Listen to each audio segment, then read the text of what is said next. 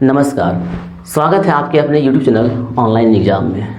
हम लोग झारखंड का भूगोल पढ़ रहे थे, जिस क्रम में 5 वीडियो, आज 5वां वीडियो होगा, 4 वीडियो अपलोड हो चुका है। तो यह वीडियो विशेष करके JPSC, झारखंड सचिवालय अर्थात CGL और झारखंड के अन्य सभी अपकमिंग एग्जाम के लिए विशेष फ़ायदेमंद होगा। तो आज के क्रम में हम क्या देखेंगे, पाठ क्षेत्र। इनसे पहले अगर आप हमारे चैनल में नए हैं तो चैनल को सब्सक्राइब करें, वीडियो को ज़्यादा से ज़्यादा शेयर करें और लाइक करें। चलिए शुरू करते हैं आज का क्लास। आज हम लोग पढ़ेंगे पाठ क्षेत्र। इसके पहले जो भौतिक स्वरूप पढ़े थे, आज का चैप्टर है भौतिक विभाजन।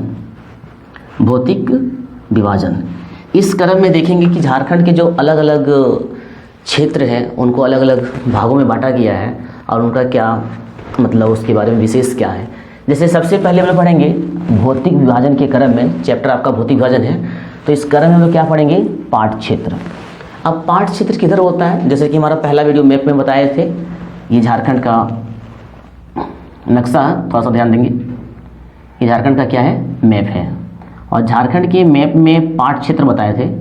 पाठ क्षेत्र किधर है, ये इलाका जो पश्चिम का इलाका है, इस पश्चिम के इलाका को आप मैप वाला वीडियो देख लेंगे तो आपका फिर सारा जिला और पाठ क्षेत्र क्लियर हो जाएगा। हालांकि हम यहाँ आपको पाठ क्षेत्र क्लियर करवा दे रहे हैं, ठीक है। पाठ क्षेत्र ये इलाका जो है, जैसे कि लातेहार, लोहरदगा और गुमला, पाठ क्षेत्र के अंतर्गत 3 जिला को शामिल किया जाता है। याद रखेंगे, लातेहार, ठीक है, लोहरदगा और गुमला। लातेहार, लोहरदगा और गुमला ये इलाका जो है पाठ क्षेत्र में शामिल होता है। तो पहला सवाल तो आपका ही बन जाएगा कि पाठ क्षेत्र, इनमें से कौन सा पाठ क्षेत्र में शामिल नहीं है। आखिर JPSC है, सचिवालय है, हम बार बार बोलते हैं तो अच्छा से पढ़ना चाहिए। तो पाठ क्षेत्र में कौन नहीं है, तो पाठ क्षेत्र में 3 इलाका आता है। कौन आता है, लातेहार आता है, लोहरदगा आता है और आपका क्या आता है, गुमला आता है, ठीक है। तो अभी आपने देखा कि पाठ क्षेत्र किधर है। पाठ क्षेत्र जो है झारखंड का पश्चिम है, ये भी ध्यान रखना होगा। क्वेश्चन किसी भी तरह से पूछ सकता है, बस तैयारी आपका 100% होना चाहिए। इसके लिए आप हमारे वीडियो से, चैनल से बने रहें। ये आपका पश्चिम इलाका, ये आपका पूर्व का इलाका है, ये आपका दक्षिण है और ये आपका झारखंड का क्या, उत्तर है। सवाल पहला बन जाएगा, पाठ क्षेत्र झारखंड के किस इलाके में है, पश्चिम इलाका में।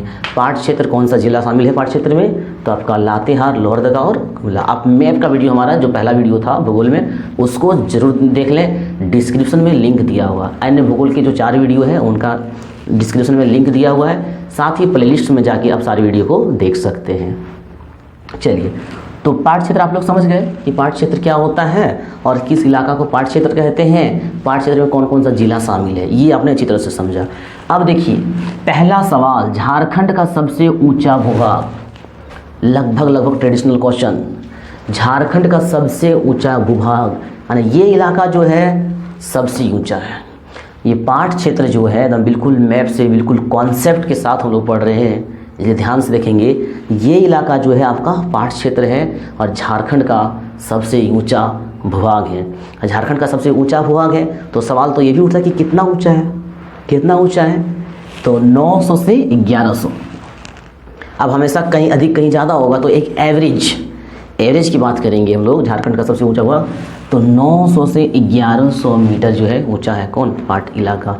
लेकिन पारसनाथ को ध्यान में रखिएगा कि पारसनाथ ऊंचा भूभाग में नहीं आता, बस पारसनाथ इस इलाके में, गिरिडीह के इलाके में एक सिर्फ ऊंचा चोटी बोल सकते हैं, ऊंचा पर्वत बोल सकते हैं, पहाड़ बोल सकते हैं, एकमात्र वो अपवाद है। लेकिन वो इलाका पूरा जो है युबरा हुआ नहीं है, ऊंचा नहीं है, पूरा इलाका ऊंचा नहीं है। पूरा इलाका की बात कर रहा है, किस क्षेत्र सबसे ज़्यादा ऊंचा है, तो वह आपका क्या है, पश्चिम क्षेत्र है, वो आपका पाठ क्षेत्र है। तो जब से ऊंचा भूभाग पूछा जाएगा तो आप पाठ क्षेत्र हमारे सॉल्व करेंगे उसके आंसर में, और जब ऊंचा चोटी बोला जाए तो आप पार्श्वनाथ बनाएंगे इसके लिए। इसके बाद अब हम चर्चा करेंगे नेत्रहाट। नेत्रहाट क्या है, झारखंड का सबसे ऊंचा इलाका, सबसे ऊंचा भाग, उसका एग्जाम्पल नेत्रहाट है। और याद रखिएगा, नेत्रहाट आपका पाठ क्षेत्र में आता है। नेत्रहाट आपका किस क्षेत्र में आता है, पाठ क्षेत्र में आता है। हर कोई जानता है कि नेत्रहाट किस जिले में, ठीक है, नेत्रहाट में किस जिले में है, सर्वाधिक वर्षा होता है वहाँ पे, ठीक है। लेकिन सवाल अगर पूछ जाए कि नेत्रहाट झारखंड के किस क्षेत्र में आ जाता है और ऑप्शन दे दे पाठ क्षेत्र, जिला ना दिए, तो क्या कीजिएगा, कन्फ्यूजन। सो दैट मीन्स कहने का मतलब ये है कि आप कॉन्सेप्ट बेसिक के साथ पढ़िए। तो नेत्रहाट देखिए ये पाठ क्षेत्र में है। नेत्रहाट किस क्षेत्र में है? पाठ क्षेत्र में है। आपको करना क्या है, कमेंट बॉक्स में जाना है और आपको कमेंट में बताना है कि नेत्रहाट झारखंड के किस जिले में। हमने आपको इतना बता दिया, नेत्रहाट पाठ क्षेत्र में, ठीक है। अब पाठ क्षेत्र में आपका क्या है? Latehar, Lohardaga, Gumla, that's all. लातेहार, लोहरदगा और गुमला, ये तीनों क्षेत्र आपका पाठ क्षेत्र में आता है, ठीक है। दैट मीन्स आपके पास ऑप्शन भी है लातेहार, लोहरदगा, गुमला। आपको बताना है कमेंट बॉक्स में जाके कि नेत्रहाट झारखंड के किस जिले में, क्योंकि आपका कमेंट हमें क्या करता है, थोड़ा एक्साइटेड करता है, ताकि हम जल्द से जल्द वीडियो लाएं और आपका जेपीएससी का जो सिलेबस है और झारखंड सचिवालय अर्थात सीजीएल का जो सिलेबस है वो हम जल्द से जल्द करवाएं, ठीक है। इनके अलावे पीडीएफ की कुछ कमेंट में आ रहा था, सर कि पीडीएफ दीजिए। तो पीडीएफ जरूर मिलेगा, लेकिन उसके लिए थोड़ा सा आपको इंतज़ार करना होगा। लेकिन ये वादा रहा, एग्ज़ाम से पहले हम पीडीएफ प्रोवाइड कर देंगे। अगर अभी आपको चाहिए तो आप इसका स्क्रीनशॉट ले सकते हैं। स्क्रीनशॉट लेके आप खुद का नोट्स बना सकते हैं, अन्यथा कुछ दिनों के बाद आपको पीडीएफ भी प्रोवाइड किया जाएगा, ठीक है। चलिए, तो आपको कमेंट बॉक्स में करना है नेत्रहाट किस जिले में। आगे देखेंगे दक्षिण का मेषा। हमारा जो दक्षिण भारत है, दक्षिण भारत का एक आकृति है मेषा आकृति, ठीक। दक्षिण भारत का एक आकृति है मेषा आकृति, और उस इलाका का जो भूभाग है, जो उभरा हुआ भाग है, it the same type of our पाठ क्षेत्र। दैट मीन्स कहने का मतलब है दक्षिण का जो भारत का जो दक्षिण इलाका है, उस इलाका में एक मेषा आकृति, ठीक है, और वो भी पाठ क्षेत्र की तरह ही दिखता है, ठीक है। तो आप जेपीएससी हो तो कुट में ही क्वेश्चन पूछ सकता है। कुट में कैसे? पाठ क्षेत्र सबसे उभरा हुआ भाग है, ठीक है, सबसे ऊंचा भाग है। पाठ क्षेत्र की आकृति मेषा आकृति से मिलता जुलता है। तो आपको बताना कौन सही है, कौन गलत है, ठीक है। ये मेंस में बहुत ही हेल्पफुल होगा। साथ ही सचिवालय जितना बड़े पोस्ट है उसी के अनुसार से एकदम कॉन्सेप्ट से आपके सिलेबस के अनुरूप किया जा रहा है, ठीक है। केवल आपको फैक्ट नहीं बताया जा रहा है, इसलिए ध्यान से देखेंगे और ध्यान से समझेंगे। इनके अलावा भी अगर आपको दिक्कत है किसी भी क्वेश्चन में तो आप कमेंट बॉक्स में ज़रूर कमेंट करेंगे, ठीक है। तो दक्षिण का जो मेषा आकृति है, दक्षिण का, भारत की दक्षिण, नॉट झारखंड, ठीक है, भारत का दक्षिण जो है उसका आकृति पाठ क्षेत्र से मिलता जुलता हुआ है। आइए अब चर्चा करते हैं दक्कन का लावा का अवशेष। ये जो पाठ क्षेत्र है ना, जिस समय पाठ क्षेत्र बना था उस समय दक्कन का पठार का निर्माण हुआ था। और आपको पता है कि हम दक्कन के पठार के बारे में बताए थे कि दक्कन का पठार जो है, ये पहला मेरा जो भौतिक स्वरूप में जो आया था कि दक्कन का पठार क्या होता है, अब आप वहाँ से उनको देख लेंगे, वीडियो से लिंक है डिस्क्रिप्शन में। तो दक्कन का लावा जो था, जिस समय दक्कन का पठार बना था, उसी का अवशेष आपका पाठ क्षेत्र है, ठीक है। दक्कन का जो लावा जिसमें दक्कन का पठार बना था, उसी का अवशेष जो है आपका क्या है, पाठ क्षेत्र है। तो अभी आपने क्या देखा पाठ क्षेत्र में कि झारखंड का पश्चिम इलाका में पड़ता है। पूरा कॉन्सेप्ट देखिए, आपको मेंस में लिखना तो कैसे लिखेंगे पाठ क्षेत्र के बारे में। झारखंड का पश्चिम इलाका है, यह इसका औसत ऊंचाई 900 से 1100 है। यह इस इलाका में फैला हुआ है, लातेहार, लोहरदगा और गुमला में। इसकी आकृति दक्षिण के मेषा से मिलता जुलता है और यह दक्कन लावा के अवशेष हैं, ठीक है। तो भौतिक स्वरूप में हमने अभी पाठ क्षेत्र को देखा। झारखंड का जो भौतिक विभाजन है, कैसे कैसे बांटा गया है, उसको देखेंगे। तो उससे हम लोग पाठ क्षेत्र को देखा। दूसरा इलाका क्या है, मध्यवर्ती पठार। मध्यवर्ती पठार, पाठ क्षेत्र जो था वो उच्च पठार था, वो तो आपको पता है। अब आपको क्या है, पढ़ेंगे हम लोग मध्यवर्ती पठार। तो मध्यवर्ती पठार जो है किस इलाका को कहेंगे, बिल्कुल मैप से, भूगोल को बिल्कुल मैप से, ठीक है। देखिए यहाँ से आपका दामोदर नदी निकलती है। दामोदर नदी यहाँ से निकलती है, जहाँ पे आपका नेत्रहाट भी है। तो आपको जिला को कमेंट में करना था, इसलिए हम आपको जिला नहीं बताएंगे कि कहाँ से जो है दामोदर नदी निकलती है, ठीक है। तो दामोदर नदी यहाँ से निकलती है और ऐसे बीच में रास्ता बनाते हुए गिरिडीह को टच करते हुए जाके फिर कहाँ पे, बंगाल पहुँच जाती है, पश्चिम बंगाल, जिसको वहाँ पे बंगाल में क्या कहते हैं, बंगाल का शोक, दामोदर नदी को, जिसका कुल लंबाई 490 किलोमीटर है। हालांकि नदी का चैप्टर में हम लोग स्पेशल पढ़ेंगे, लगभग 250 आपका झारखंड में क्रॉस किया है, और कुल मिला के अगर बात करेंगे तो 490 किलोमीटर इसकी लंबाई है दामोदर नदी का। तो मध्यवर्ती पठार के क्रम में किसको जानेंगे, पाठ क्षेत्र में किसको जाने, ये इलाका जो है आपको पाठ क्षेत्र कहलाता है, ठीक है। पूरा झारखंड को अलग अलग भागों में हम लोग भौतिक विभाजन जब कर रहे हैं, फिजिकल स्ट्रक्चर उसको डिवाइड कर रहे हैं, तो देखिए ये इलाका जो आपका है ये आपका पाट क्षेत्र था। अब ये इलाका रांची और हजारीबाग का इलाका, ध्यान देंगे तो बढ़िया से ध्यान देंगे, बिल्कुल कॉन्सेप्ट से पढ़ेंगे ताकि आपका मेंस जेपीएससी का मेंस और पीटी, साथ ही सचिवालय तो हाथ से जाना ही नहीं चाहिए, ठीक है। अगर सचिवालय आपका नहीं निकलता है तो सोचिए हमारा मेहनत बेकार है, इसलिए आप अच्छे से देखिए और हमारी मेहनत का फ़ायदा उठाएं, ठीक है। देखिए ये इलाका जो है रांची और हजारीबाग का जो इलाका है, इस इलाका को हालांकि अन्य भी कुछ शामिल होगा लेकिन मुख्यतः रांची और हजारीबाग, ठीक है। रांची और हजारीबाग के इलाका को क्या कहते हैं? मध्यवर्ती पठार कहते हैं। सवाल किसी भी तरह से पूछा जा सकता है कि मध्यवर्ती पठार में शामिल किया जाता है रांची, हजारीबाग, लातेहार तो होगा नहीं, गुमला तो होगा नहीं, फिर आपका तो इधर पड़ जाता है, ठीक है। तो मध्यवर्ती पठार में कौन आपका आता है? रांची और हजारीबाग का इलाका। और यही दामोदर नदी झारखंड के सर्वाधिक महत्वपूर्ण जो है दामोदर नदी, ठीक है। दामोदर नदी क्या करती है? रांची और हजारीबाग को अलग करती है, सीमा बनाती है, बॉर्डर में बॉर्डर कहते हैं कि इस इलाके हजारीबाग हो गया, ये आपका क्या हो गया? रांची हो गया, ठीक है। नेक्स्ट, ये जो इलाका है मतलब मध्यवर्ती पठार जो है रांची और हजारीबाग का जो इलाका है, इस इलाका को मध्यवर्ती पठार कहते हैं, साथ ही क्या कहते हैं? संप्राय मैदान। अब ये संप्राय मैदान क्या है? संप्राय मैदान क्या है? तो पाठ पठार का जो चैप्टर है हमारा, उनसे आप देख सकते हैं, पार्ट 3 और पार्ट 4 में जो भूगोल में बना है। संप्रदाय मैदान के बारे में स्पेशल समझाए कि संप्रदाय मैदान बनता कैसे है। जब कार्बोनिफरस क्रम आर्कियन युग चट्टान के बारे में बता रहे थे उसमें बताएं, तो संप्राय मैदान का हिस्सा है ये। रांची और हजारीबाग जो इलाका है वो संप्राय मैदान का इलाका है। तो आप ज़्यादा नहीं, जिन विशेष शब्दों को बताया जा रहा है, पॉइंट को बताया, उसको याद रखें। औसत ऊंचाई जो है कितना है? 600 है, ठीक है। औसत ऊंचाई कितना है? 600। और आपने पाट क्षेत्र को देखा था, उसमें कितना था? 900 से 1100। हालांकि इनके बाद और भी जो 2-3 पढ़ेंगे उसका भी ऊंचाई देखेंगे, क्योंकि सचिवालय में क्वेश्चन कैसे पूछेगा? निम्नलिखित का किनका क्रम सही है? निम्नलिखित में किनका क्रम सही है? देखिए पहला ऑप्शन मध्यवर्ती पठार, क्रम में सजाना बढ़ते क्रम, फिर पाट क्षेत्र। तो आपका सबका हाइट का एक एवरेज पता होना चाहिए ताकि आप क्रम में सजा सके कि नहीं पहले पाट क्षेत्र आएगा तब जाके आपका मध्यवर्ती पठार आएगा, रांची हजारीबाग का इलाका आएगा, ठीक है। तो औसत ऊंचाई जो है 600 मीटर है। तो इन पॉइंटों को याद रखेंगे। औसत ऊंचाई, दामोदर नदी क्या करती है? मध्यवर्ती पठार को 2 भागों में बांटती है, रांची हजारीबाग को अलग करता है, साथ ही ये संप्राय मैदान का भाग है। तो भौतिक विभाजन में हमने क्या देखा? पाट क्षेत्र को देखा, किस इलाका में पाट क्षेत्र है। इसके बाद क्या देखा?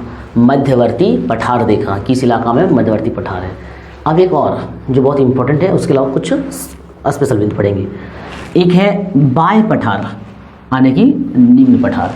निम्न को ही बाह्य पठार कहा जाता है। जब भारत का भूगोल में हिमालय के बारे में पढ़ेंगे वहाँ भी पता चलेगा।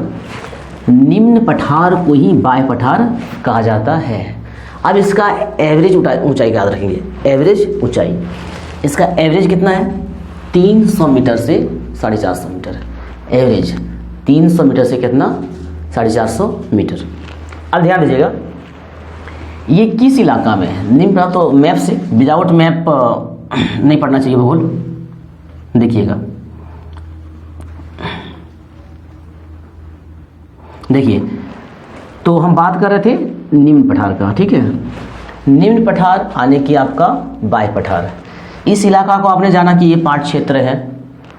हजारीबाग और ये जो रांची, ये जो है हजारीबाग और रांची, इस इलाकों का आपने क्या बोला? मध्यवर्ती पठार बोला। इसके अलावा निम्न पठार क्या है? जो इनके अगल बगल में है।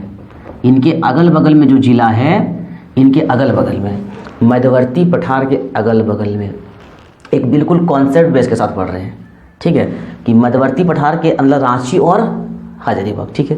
रांची और हजारीबाग के अगल बगल में जो भी पठार है, जो भी जमीन है, उभरा हुआ भाग है, वह आपका निम्न पठार कहलाएगा। शायद ऐसा मेंस में लिखने से उसका नंबर हमको लगता है फूल में फूल आएगा, इसलिए आप इसका स्क्रीनशॉट ले लें और शॉर्ट नोट्स बना लें ताकि आपको जेपीएससी का जो अपकमिंग है जो उसमें मेंस में लिख सकते हैं और सचिवालय क्वालिफाई करने में कहीं दिक्कत आपको ना हो, ठीक है। चलिए, अब रांची एवं हजारीबाग के बगल ये तो हमने पढ़ लिया, लेकिन यहाँ सबसे बड़ा मुद्दा क्या है? क्वेश्चन सचिवालय में जो उठाया जाएगा कुछ कुछ ऐसा डीप से नहीं, वो तो सिंपल क्वेश्चन पूछता है, लेकिन हम लोगों को पढ़ने का तरीका होना चाहिए। एग्जाम का क्वेश्चन होता है सिंपल, बट अक्सर क्या होता है, गलती होता है। जैसे मान लीजिए एक सवाल देखिए, पारसनाथ किस क्षेत्र का एग्जाम्पल है, पारसनाथ किस क्षेत्र का उदाहरण है, ठीक है, ये क्वेश्चन पूछ दिया सचिवालय में। हमारा लगभग अनुमानित क्वेश्चन आपको कहीं ना कहीं वहाँ उसी से अगल बगल से जुड़ा हुआ क्वेश्चन देखने को मिलेगा, ठीक है। तो जब हम 1000 लगभग 1000 स्पेशल झारखंड का PDF लाएंगे तो उनको आप स्पेशल जरूर देखें, ठीक है। फिलहाल आप देखिए पारसनाथ, पारसनाथ जो है झारखंड के किस क्षेत्र का हिस्सा है, ठीक है। पहला ऑप्शन पाट क्षेत्र, दूसरा ऑप्शन मध्यवर्ती पठार, तीसरा ऑप्शन निम्न पठार। अब है क्या कि पारसनाथ झारखंड का सबसे ऊंचा चोटी है, तो निम्न पठार तो कोई मारने वाला है नहीं, निम्न पठार कोई तो मारेगा नहीं। और आंसर आपका क्या है, आंसर क्या है, पारसनाथ जो है निम्न पठार का हिस्सा है। पारसनाथ जो है किसका पठार का है, निम्न पठार का हिस्सा है। तो इस बेस के साथ, इस इतनी समझ के साथ हम लोगों को भूगोल पढ़ना है। आपको हमारे चैनल के साथ बने रहना है, तभी आपको फायदा हो सकता है और झारखंड का एग्जाम आप क्वालिफाई कर सकते हैं, चाहे JPSC हो, चाहे झारखंड सचिवालय अर्थात CGL हो, या फिर कोई अन्य एग्जाम हो। तो पारसनाथ, ये क्वेश्चन बहुत संभावित क्वेश्चन है, ध्यान दीजिएगा। जो क्वेश्चन नहीं उठा है, सारा क्वेश्चन बैंक से नहीं दिया जाता है, मुश्किल से 50% क्वेश्चन बैंक से, 50% आउट ऑफ क्वेश्चन बैंक। तो पारसनाथ जो है किस पठार का हिस्सा है, ये मोस्ट संभावित और एक्सपेक्टेड क्वेश्चन है। पारसनाथ कौन सा पठार का हिस्सा है, आपका आंसर क्या होना चाहिए, निम्न पठार होना चाहिए। तो झारखंड के भौतिक विभाजन के क्रम में हमने क्या देखा, पाट क्षेत्र देखा, मध्यवर्ती पठार देखा और निम्न पठार देखा, और कुछ बिंदु का और चर्चा करेंगे। तो अभी झारखंड के भौतिक विभाजन में हमने क्या देखा, पाट क्षेत्र को देखा, मध्यवर्ती क्षेत्र को देखा और निम्न क्षेत्र यानी निम्न पठार बाह्य क्षेत्र को देखा। अब उनके अलावा कुछ विशेष है, उनको भी देख लेते हैं। देखिए, एक आता है चाईबासा का मैदान, चाईबासा का मैदान। अब चाईबासा किधर है आपका, देखिए चाईबासा के क्षेत्र में आपका दलमा, पूर्वी धालभूम, कोल्हान और सारंडा इलाका शामिल है। चाईबासा के मैदान, चाईबासा दैट मीन्स चाईबासा जहाँ पे उसके अगल बगल जो भी होगा सारा किस मैदान में आएंगे, चाईबासा का मैदान में आएंगे। इसका एवरेज ऊंचाई जो है, इसका एवरेज ऊंचाई जो है वो कितना है, 150 मीटर है, ठीक है, एवरेज। इनके बाद आपका एक आता है राजमहल, जो कि बहुत ही फेमस है। एक समय राजमहल, बंगाल जब झारखंड अलग नहीं हुआ था उस समय बंगाल का राजधानी हुआ करता था, ठीक है। तो ये राजमहल की पहाड़ियाँ जो है, राजमहल की पहाड़ियाँ जो है वो उसका एवरेज ऊंचाई कितना है, 150 से 300 मीटर है। राजमहल कहाँ पे, देखिए थोड़ा सा मैप जाएंगे, मैप पे फिर से पुनः जाएंगे और मैप में देखेंगे कि राजमहल कहाँ पे है, ठीक है, राजमहल कहाँ पे है। तो ये जो साहिबगंज का इलाका है, ठीक है, जो साहिबगंज का इलाका है, साहिबगंज का इलाका है, वही इलाका आपका क्या कहलाएगा, राजमहल कहलाएगा, ठीक है, राजमहल कहलाएगा। राजमहल कहने का मतलब राजाओं का महल एक तरह से होता है, ठीक है। इसका एवरेज ऊंचाई जो है 150 से 300 मीटर है।